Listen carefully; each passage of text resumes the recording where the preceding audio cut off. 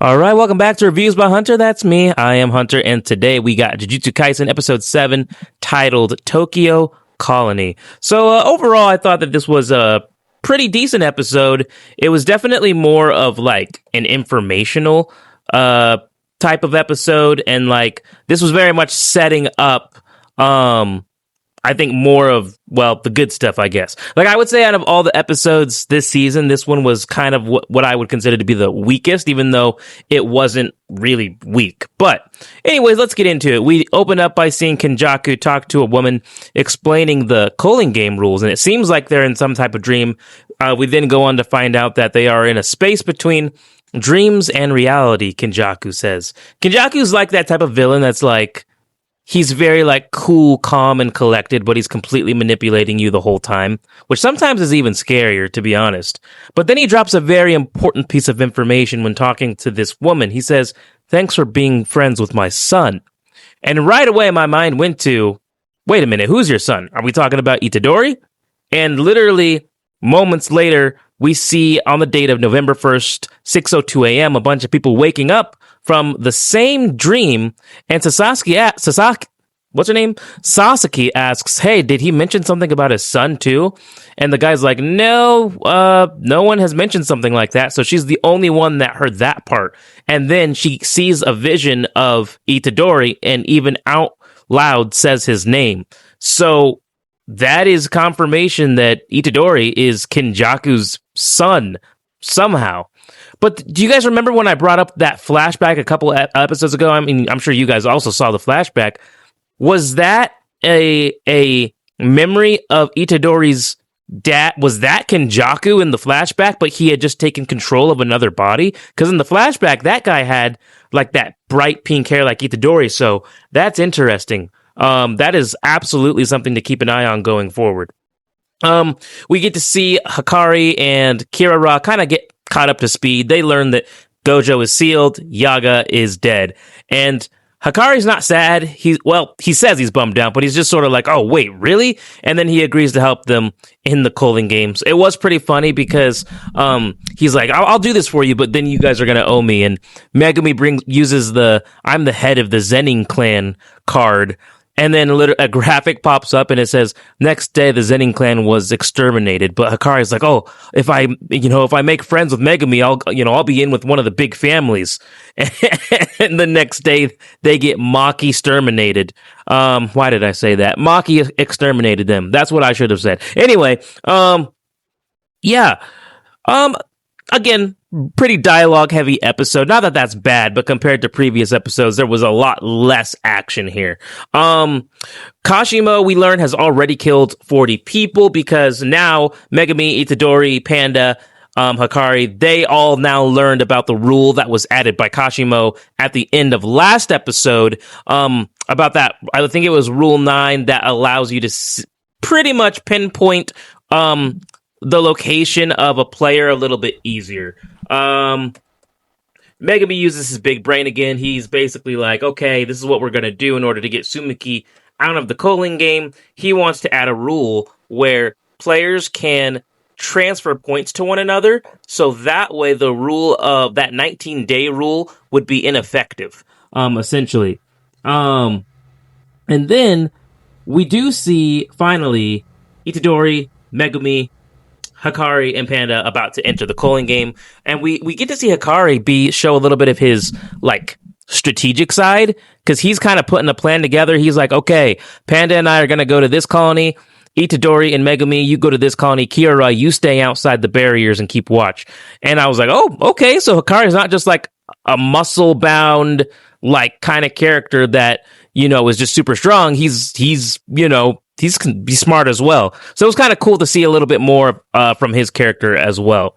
And part of his reasoning was that he thinks essentially that Kashimo is probably the strongest one. And so if he thinks that he's going to show up where Hikari's going, Hikari essentially wants to fight the strongest one. He's like, it makes sense that I would fight him. I love the guy's confidence, by the way. Hikari seems afraid of nothing. He really doesn't seem afraid of anything. So I'm excited to see him fight. I don't know if we're going to get it next episode. I think what we might see a standoff we might see Kashimo and Hikari have like a standoff next episode, but maybe not get to the actual fight yet. They might tease it a little bit more. We'll have to see. I can't remember from when I read the manga, which I have read it, but it was so long ago I've forgotten most of this anyway. What else did we have this episode that I thought might have been important? Oh, Megumi does remind Itadori that these incarnated sorcerers from the past, they did come from a different era of sorcery, and that they are used to fighting and death, and that some of them might even actually want to go out and battle. And essentially what he's saying is they're from a different era, and they might even be, they might be more dangerous than what you think.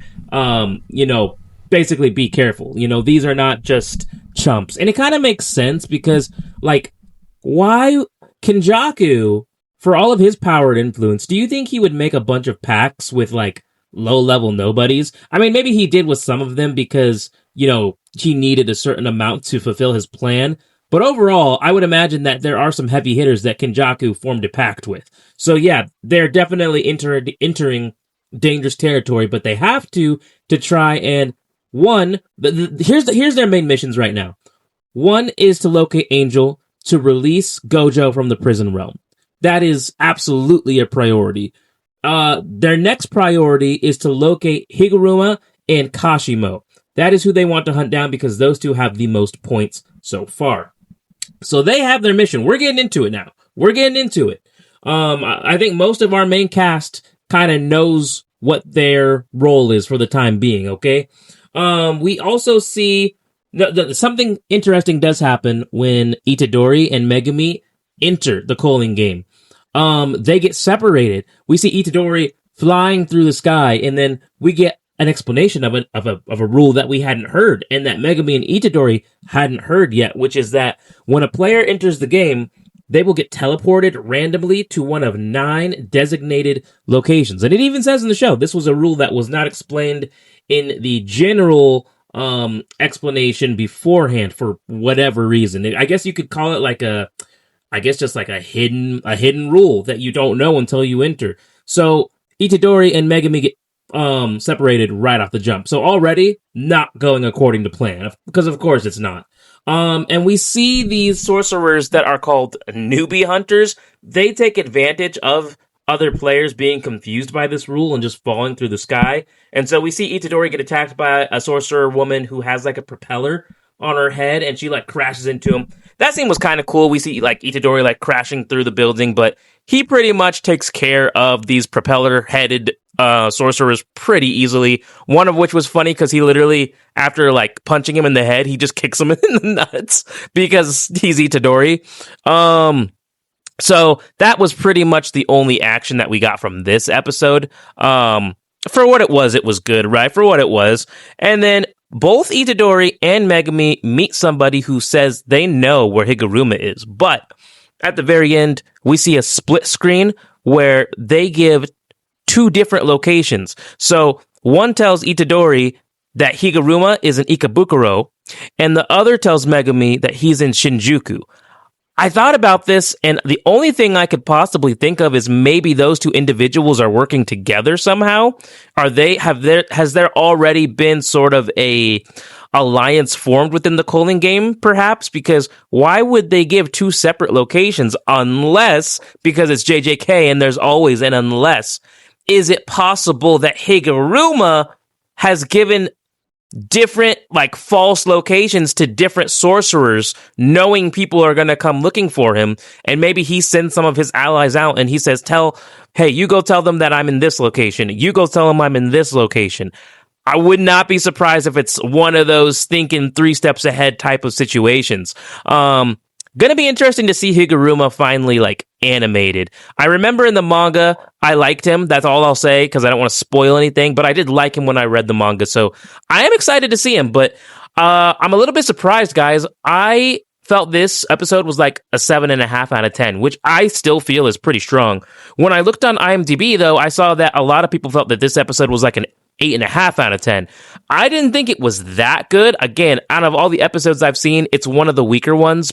But really, that's all I have for you guys today. That was episode 7. Please like, subscribe, share. I will see you for the next episode. I'm really enjoying this season so far, guys. I hope you guys are too.